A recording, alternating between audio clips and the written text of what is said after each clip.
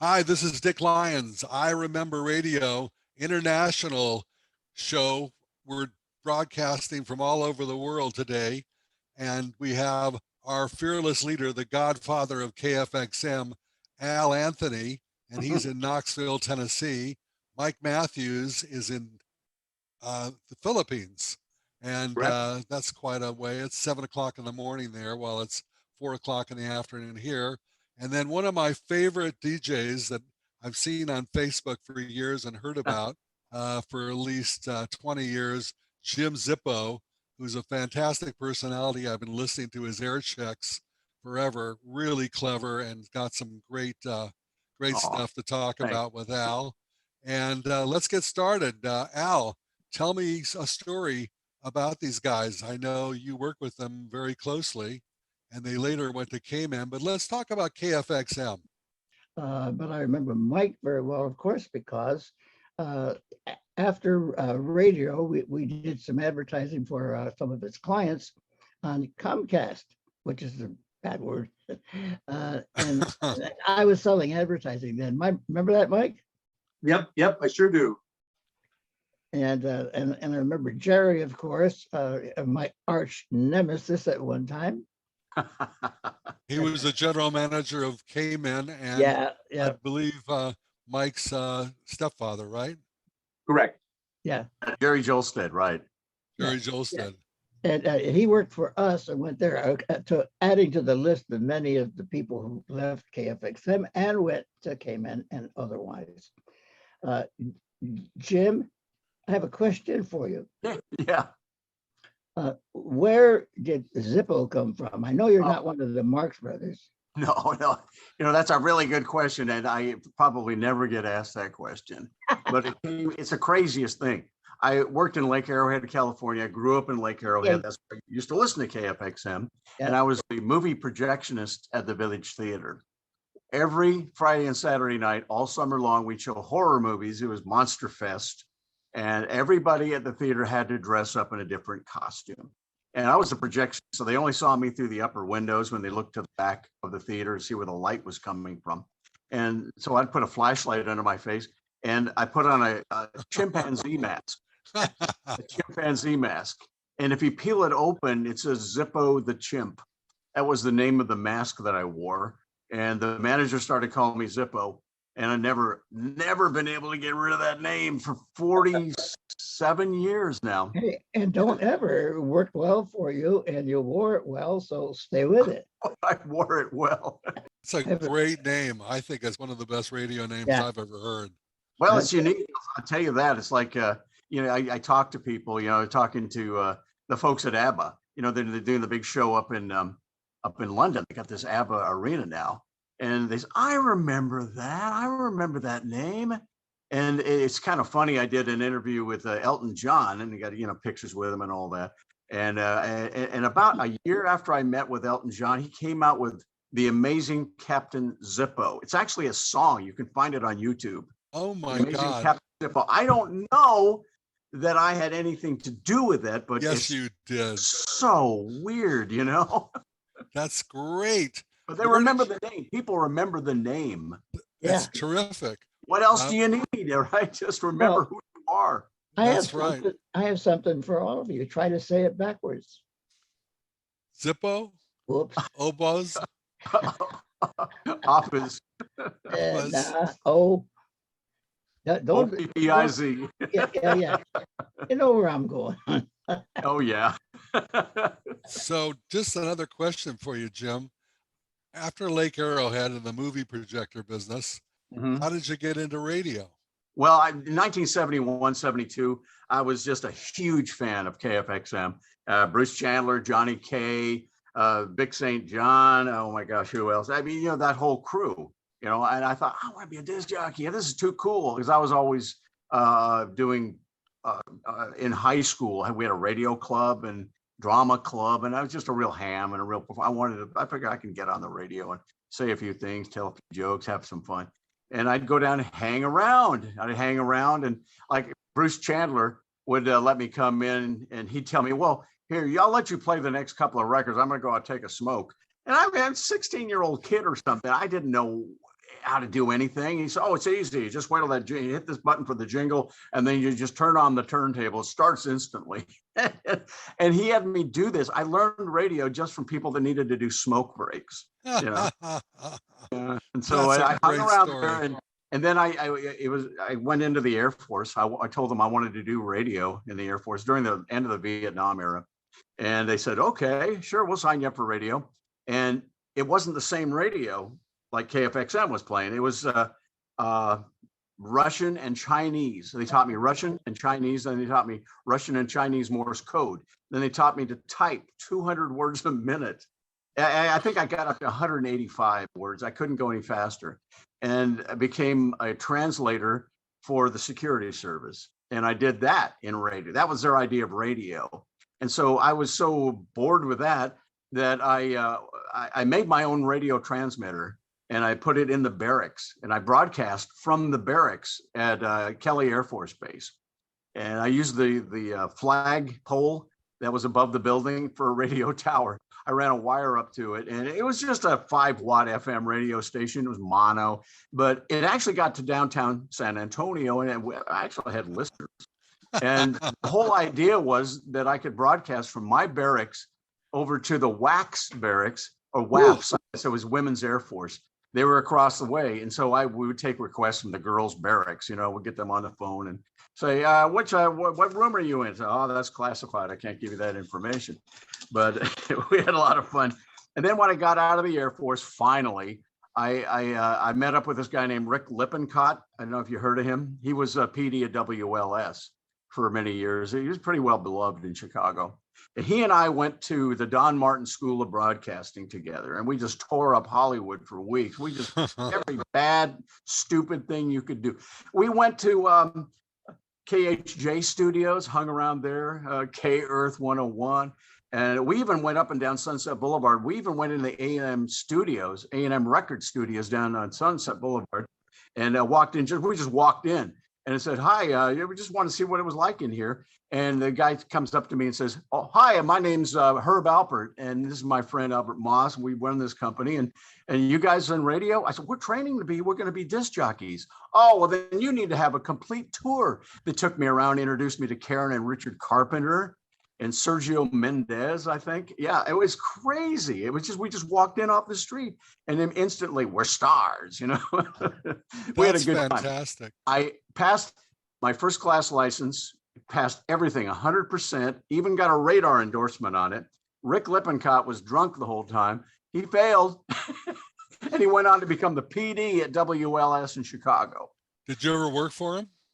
I never worked for Rick. We just partied together, and he was there just to say, I told him I'd get my first class license or die trying. So I died and went back to Chicago. But he died of cancer, sadly, you know, a few years ago. I'm sorry.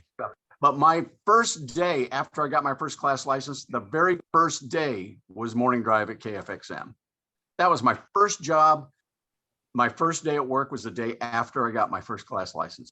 I still have that license. It's crazy. You haven't gone off the air yet. I heard you're still working. I'm still on the air 7 days or 6. Well, I'm on the air 7 days a week, but I'm only working 5 days a week. But it's still full time for 47 years, and still full time in radio and major market in Dallas. That's good.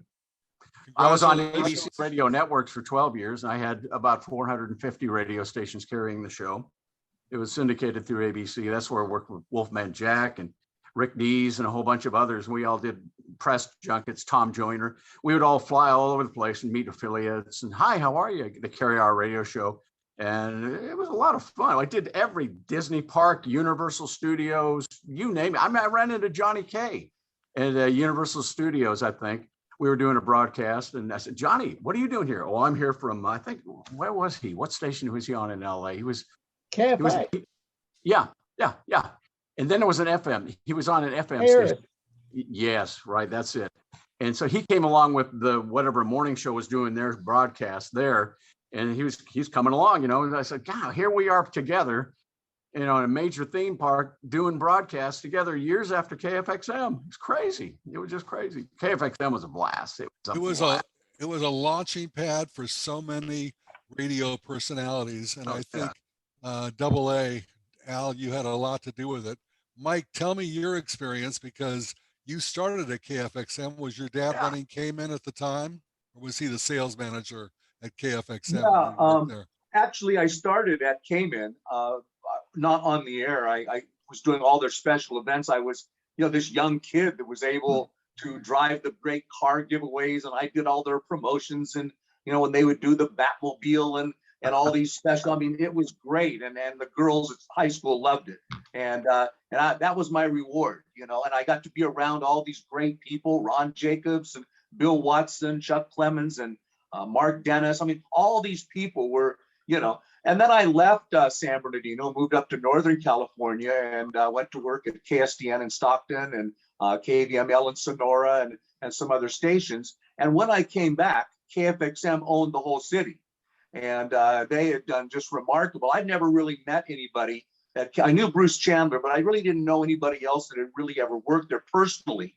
And it was just really a great experience for me, getting to know Al, who was, I used to just love getting off the air and going, sitting in his office and listening to his stories and all the wealth of knowledge that he had.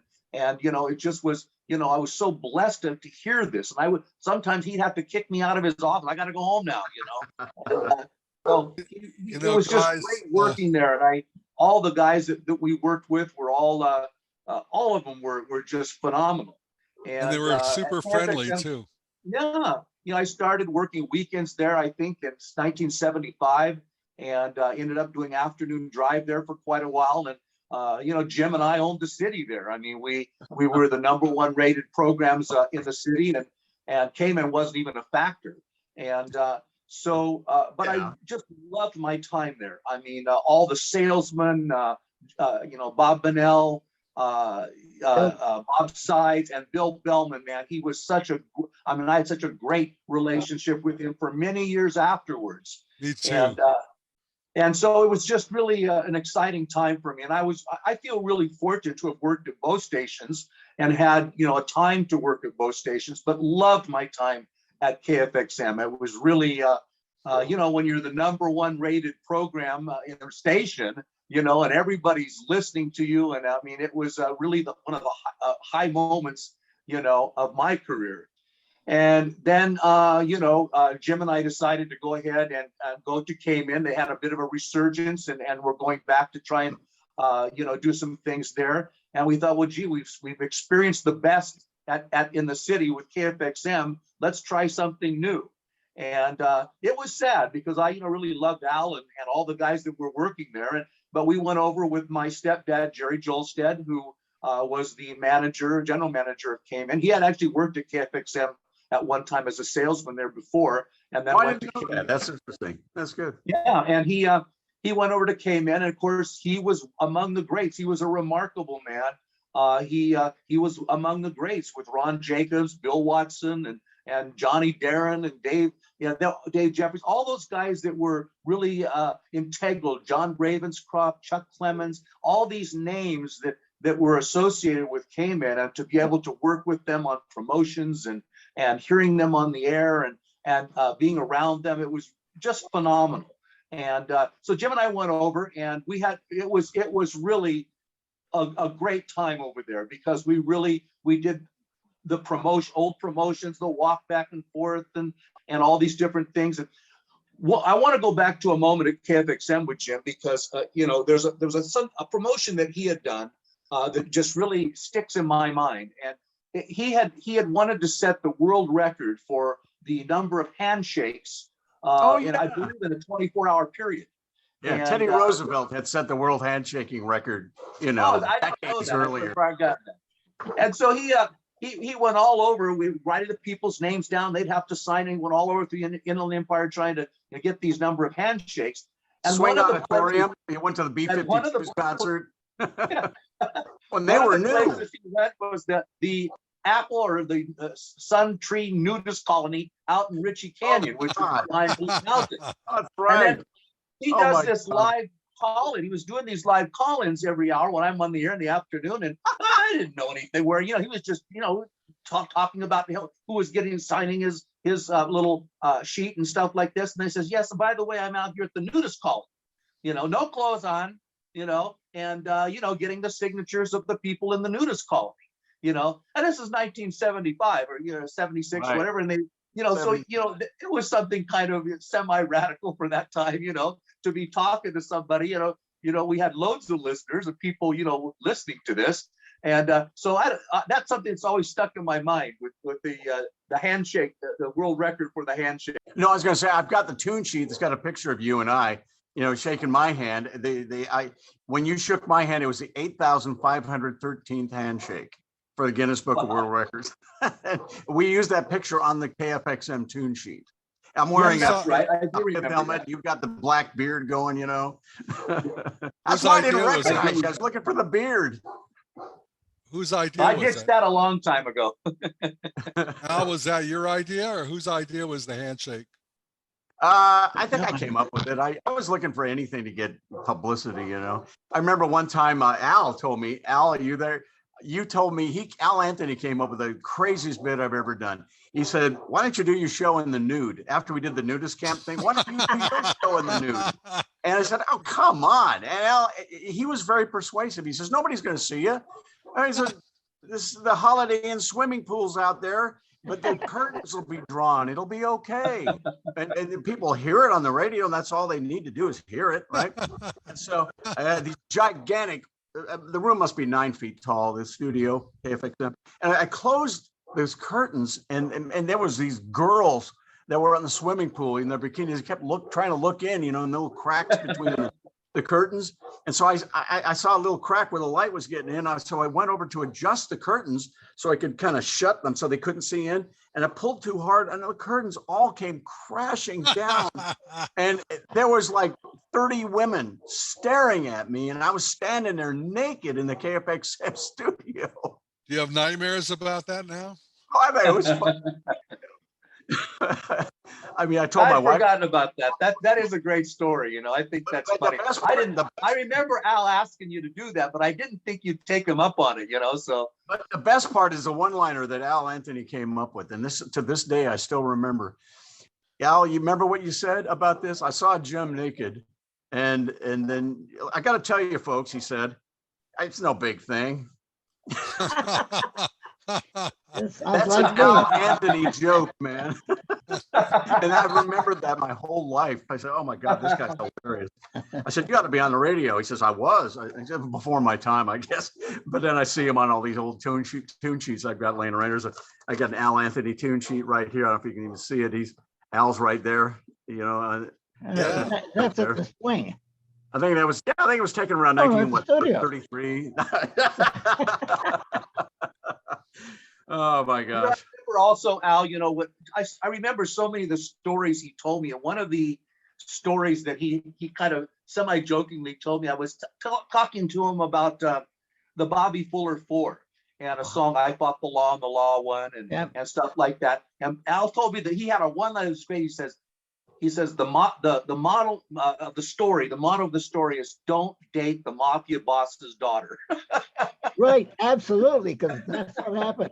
The vacuum cleaner hose on the exhaust pipe. That's right. And I think I blame myself for the start of the 1929 crash of the stock market. Yeah. The depression. Yeah, because it's I was born in June, and October the 3rd or something like that, people started jumping out the windows when they heard that I was born. So I figured it was a great you. It was you. Yeah. Hey, listen, a lot of people should thank me for that. Al, it's your birthday, isn't it? Coming up soon? Yeah, June 24th. Yeah, happy birthday. Nothing but $1,000 contributions. Sure. Cash. Oh, no, Bitcoin. I have that picture of you and Wolfman Jack that we took at the station. Yeah. That's a great picture. Yeah. That was a long time before we really became, Wolfman and I became really, really good friends. But yeah, I remember that. I brought him out there for a remote at Inland Motors Ford in Redland. Yeah, he did. And I was running the, I was running his tapes late at night on KFXM. And Oh, well, yeah. He read reel tapes for the longest time. He used to tell me about how he'd do his show on tape down in Mexico. And I went down there and I thought, well, years later, I saw American Graffiti. I said, God, that's almost like me. I went down to the radio station where he was looking for him, in Tijuana. I actually went down to Tijuana to look for him. yeah, And he wasn't there. There was nobody there, but it wasn't the rest of the American Graffiti story, but I did go looking for him. He told me he used to leave that station owing the drug people money, and they would take a gun out and blast his car as he was driving away. He says he's got bullet holes all over his car. He said, man, they were after him. They were after me, Zippo. They wanted to get me, wanted to kill me. Have mercy. He was a great guy. He was as much fun or more fun off the air than he was on the radio. He was I know. one of these guys, you couldn't turn it off. He was so good. I hung with him quite a bit. We used to go on junkets together. Yeah. The record companies would have an artist that was showing in Vegas. So what they do is invite all the important jocks to get on the plane free, fly to Las Vegas, go to the hotels where the artists were playing, and we had the entire front rows of the tables right at the stage. And so he and I went on a few of those, and got to tell you about those junkets. Pretty good. They come out, they didn't ask you what you wanted to drink. They had dozens of full bottles of liquor and on all the tables. And they'd bring you the ice and the mixes and whatever you wanted, but you could have as much as you want, wherever you want. And it was balls out. It was really, really something. For us to cheer for the artist, of course. Yeah, of course. Yeah, it was all on the up and up, Yeah. Here's a wad of hundreds for that late ad you just made. Thank you so much. Gloria Gaynor, she's so grateful. So we were ready. And those steaks were so fresh. They were cold. They were still frozen when they arrived at my house. And I love the new car. Howard Tullis had his advertising agency. He was my boss. Howard Tullis. Yeah. And his office was at 6000 Sunset, the whole top floor of Sunset Recorders, which was like the #1 recording studio on earth at the time. Mm-hmm. And all the big Frank Sinatra, everybody used to record there. I remember he used to talk about Sinatra. Yeah. Yeah. I hung with him at times too. And at Martoni's. Well, that's another story. Okay. So where was it? See what happens when you're 90. It's Howard Tullis's recording. Yeah. Okay. We were walking in and opened the door and heading for the upstairs. And the door was open on the studios. And we heard the band playing, rehearsing. Da, da, da, da, da, da, da, da, da. Cerveza.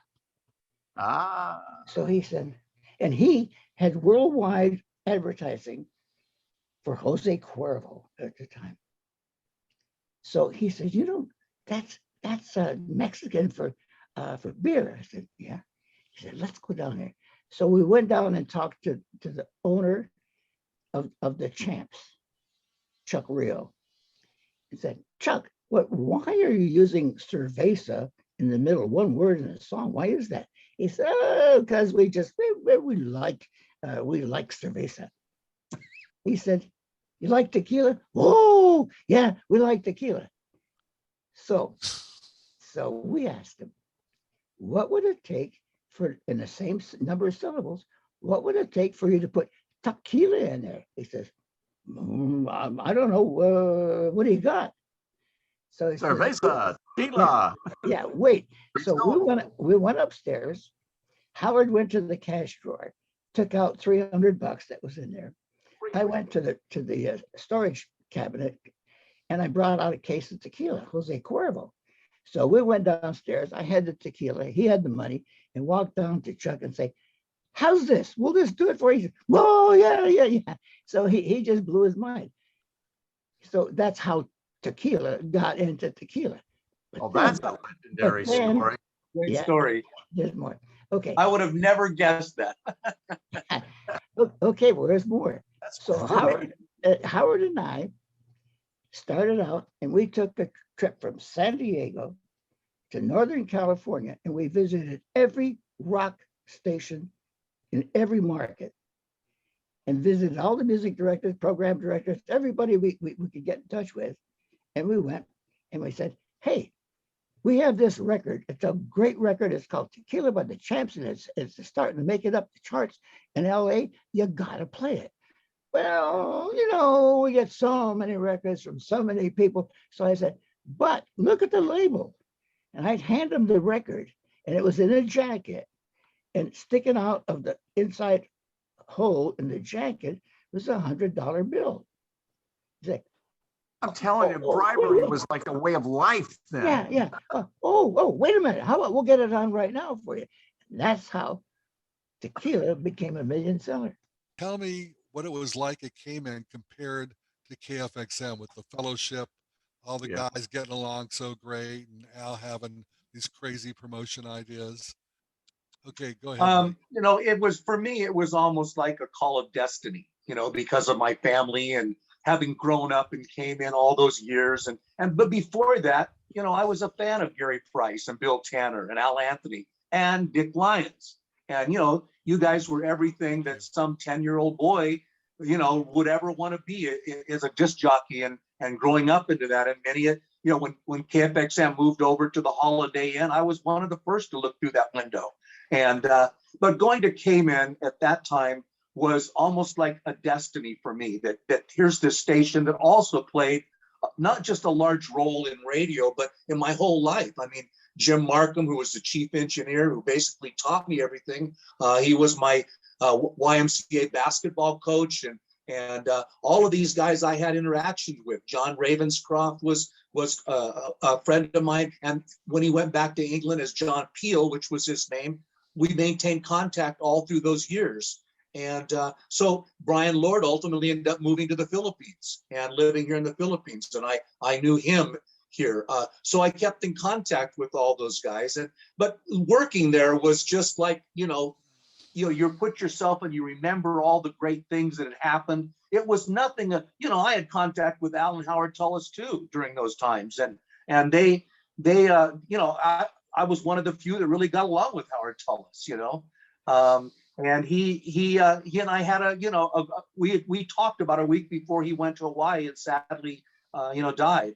And but I loved it. The whole KFXM came in thing at one time, may have been, like this for a lot of people, that lived in the Inland Empire. But for me, it just, they were like two gloves. They fit. I'm proud to have worked at both stations. Proud for the relationships that I had with the people there.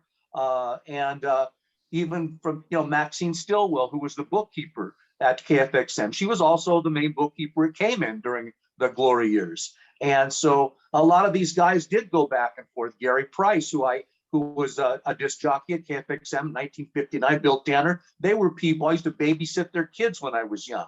And so, the whole thing was more than just a radio phenomenon to me. It was about life. It was about, when I was 10 years old, 11 years old, going to the walk back and forths and the hawkathons and just watching Chuck Christian, in the window at the Singer Sewing Center in Riverside and, doing all these things and having all that background. It made KFXM much more, I appreciated it much more. And then to sit and talk with Al every night until he threw me out of his office, because listening to his stories, I mean, I would have stayed there forever. I was single and, making $950 a month. And man, and I, this really great looking, ranchero. And man, I was riding high. This was the best thing that could ever happen to a 25-year-old kid. And so, I appreciate both sides. I appreciate the war. I appreciate that we've come away from that with all the rich experiences that we had. It was unfortunate that AM had to kind of die out and, and everybody moved on to other things, but that's part of radio. And Right. that's, so. Thank you, But I Mike. had great experiences at both stations. That's a good thing. Jim, you were the morning man, which And is both the most important shift at the radio station. And I'm sure you were hilarious because that's who you are. Well, you're He always was. hilarious when you wake up with not enough sleep. So Yeah, you're sappy in the morning, and I think it helps the show. Let me tell you a story about the end of K-Man. I remember when they were switching it out, and I mean, it was all falling apart. It was crumbling or something. I forget they changed format or something at some point. Didn't they go country or something at the end? Anyway, they were pulling records out of the shelves and throwing them in the dumpster. The old K-Man records, the classics from the 50s were being thrown away. And I said, well, they're throwing away. I'll just grab one here, just as a souvenir. And I still have that record today. And the only record I was able to save out of the ones they were throwing in the dumpster was Elvis Presley, Jailhouse Rock. It was a test radio station at test pressing. It says test pressing, RCA records or whatever. And I thought, well, and that's the only one that I should have grabbed armfuls of them. I don't know why they were throwing them in the dumpster. You know what that's worth? I don't know. I'm sure I'll find out. I got friends at Heritage here in Dallas. I should ask. Yeah, check it out because it's worth a lot. Yeah, it's a it's pristine condition. I mean, you can't see. I'm afraid to play it. I'm terrified. I'm afraid to scratch it. So what was the feeling at Cayman? Oh, versus KFXM okay. was KFXM, like, yeah, go ahead. KFXM was kind of wild.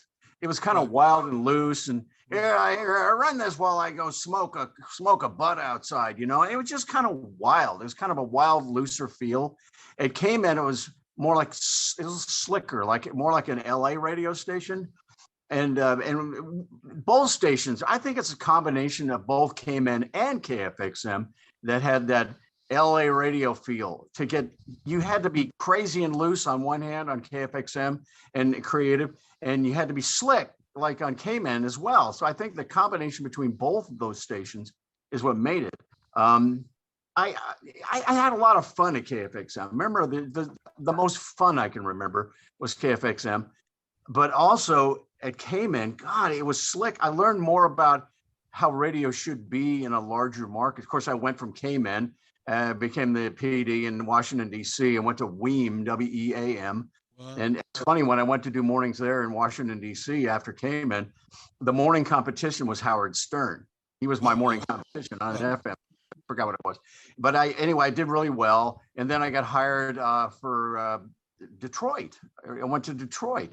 And I did mornings in Detroit. What was it? WDRQ was 93, Q93. I forgot what they called it, Q93 or something. I did mornings there in Detroit on FM, top 40. It's always been top 40. And Howard Stern showed up like 3 weeks after I did in Detroit. So he was my competition there. Slaughtered him. And see, now that I'm making all this money and I've left Howard Stern in the dust, I joke about that all the time. If I had just talked dirty like Howard Stern, maybe I'd be making that kind of crazy money. But on Top 40 radio, he was like he wasn't really the talk jockey is now. He was just playing album rock music. They called it progressive rock, and that's what he was doing. And then I've been all over the place. I've been everywhere, man. Went down to Nashville, a radio station down there, and I did mornings in Dallas at KISS. We started KISS in Dallas. It was Kicks. It was a country station, Kicks 106. And we changed it to KISS 106. And that's where I got to meet Whitney Houston. Her mother came in with her in a cassette where she would just sing, at the church, and got her kind of her start there, So I had fun with that. Cyndi Lauper, a bunch of other people.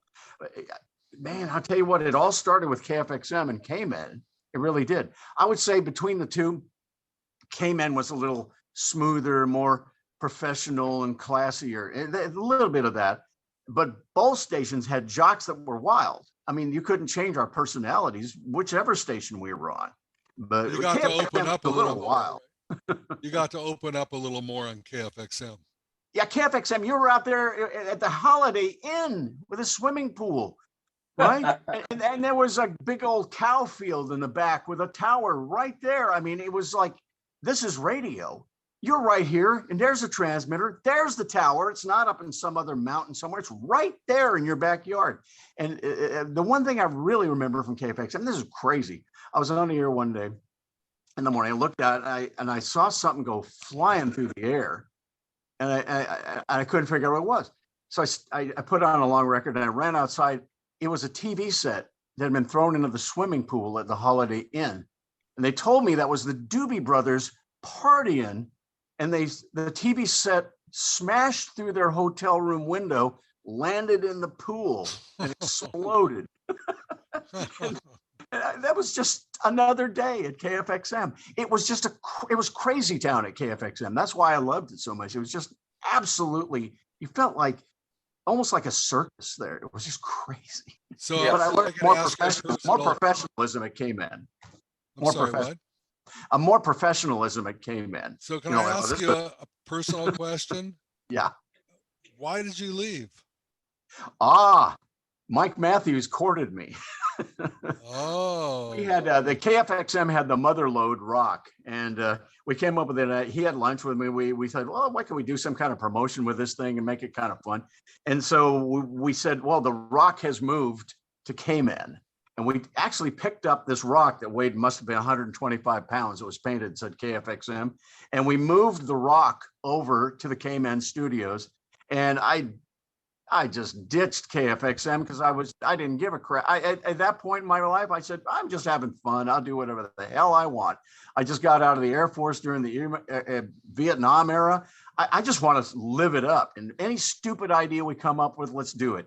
And of course, Al and everybody didn't really like that we did that we ditched the station and stole their rock.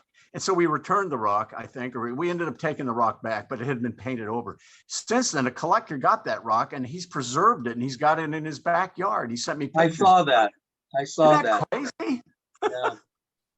I think what happened with that is, Jerry found out we stole it, and he said, Yeah. we're not going to have any. Yeah. We're not going to have any thieving going on. So, take it back. You had your fun. Take it back over where you got it, and so we did. I think that was how I remember it. Yeah. The KFXM Motherlode. Well, actually, remember- we painted that rock. We were the ones that painted it white with the little KFXM Motherlode on it. So in a sense, it was our rock. I saw all your old tune sheets. I went through, I've got, I don't know, hundreds of these tune sheets. And as far back as I can look, I've got Al Anthony on almost every frickin' tune sheet for KFXM, as back as I can find, back into the 60s. You were like a king. Everybody else came and went. Al Anthony was always the guy who was Right. always there. He's always interviewing a star. He's interviewing Tommy James or whoever. There's always a picture of Al with somebody famous. And I always admired the fact that you were able to get close to stars. And that's what I started doing. I started meeting stars. I think, well, I'll just get a picture with all these people. Al Anthony pulled it off. I guess I'll try the same thing. But I just admire the fact that you said to me, you can't do anything too wild. This is a publicity business, and there is no bad publicity. There's just not enough of it. And you have to have fun. If you're not having fun, get out of radio. This is only a business that's for people that want to have fun. And I learned that from Al Anthony. Fun, but it's a business. It's a fun business. But as long as you're making money and monetizing all your goofiness, you're in good shape. But Al, you are a legend. I love you and God bless you. Thank you for hiring me and getting my 47-year career started. Means a lot. Wow. That's great. Mike? Yeah, as I was saying earlier, the stories that, is where I really learned from, we were all really young guys. I mean, we were still forming our personalities and who we were going to be in life and trying to find our way. And we had to have somebody that we could go into their office and look and say, talk to me, tell me about this. And he was the guy. And, so we would go in and I don't think maybe he didn't even realize that at the time, that in these stories, they were also lessons of life and lessons about things that we would later recall. Me in the Philippines, remembering a Bobby Fuller Force story that he told me, that stuff that's not coincidence. That stuff that you learn these stories and you learn these lessons in life that you recalled from your youth by this man that would sit and talk to you. He had no reason to really talk to me, You know, I mean, I came from the enemy's family, and came in, and and yet they embraced me, and the same with Howard, and so I was really fortunate to be able to go into his office and talk to him about these great stories of his days in Bakersfield and how he came to KFXM, and about the music business and the record promo people, and it was just so he played a very large role in the foundations of my life as well, for which I'm forever grateful. And I certainly love the man. We're friends on Facebook, and I follow his stories, and so I'm glad to have been associated with him. It's been a real honor. Well, I have to Thank you. acknowledge Al, because Al gave me the push I needed to get to major market. He really did. He was tough, but so friendly and nice about it. And I got him mad a couple times. He broke his watch because I was late and hammering on his desk with his fist. But it was like an out of body experience. I never thought or was afraid of him that he'd fire me. For some reason, I just knew this was my home. This was my godfather. This is the guy that I really enjoy working for. And I don't know, and I hope nobody's watching that's going to be offended, that I ever, ever, ever had that experience in the next 50, 60 years of broadcasting, the experience that I had with Al. And through this program, I Remember Radio, I've been really lucky and fortunate, and thanks to Mike Cunard, to be in touch with you guys really changed my life dramatically, because now I'm thinking about all the things I did that I forgot about and remembering. And Al and I have reconnected and talk on the phone a lot and discuss a lot of other things other than radio too. So he's like a father to me. I lost my dad about 10 years ago, and Al's like another father. He's definitely a father figure for all of us. And Al, I really acknowledge you. Happy birthday. And Thank you. this has Yes, been happy birthday. Yeah, happy birthday. happy Can I birthday. can I make a little quick statement? Oh, please. I love you guys because you were young when you came in, and you were willing, and you embraced it, and you uh, projected it, and you were your own success.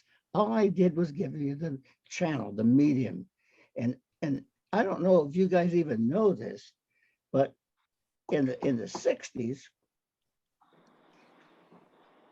KFXM, I'm sorry, San Bernardino, Riverside in Ontario, we got Pulse. I remember that, yeah. Yeah, to include all those communities. So at that time, we were the 10th largest market in the United States. And you guys were already on the air at that time in the 10th largest market. So you were already professionals, and you just took it with you when you left. Yeah, but it wouldn't have been in the top 10 had you not laid the groundwork, helped make it such a success before we even got it. I loved it. I loved it. It was a team. It was a farm team, and people came and went, and they went big.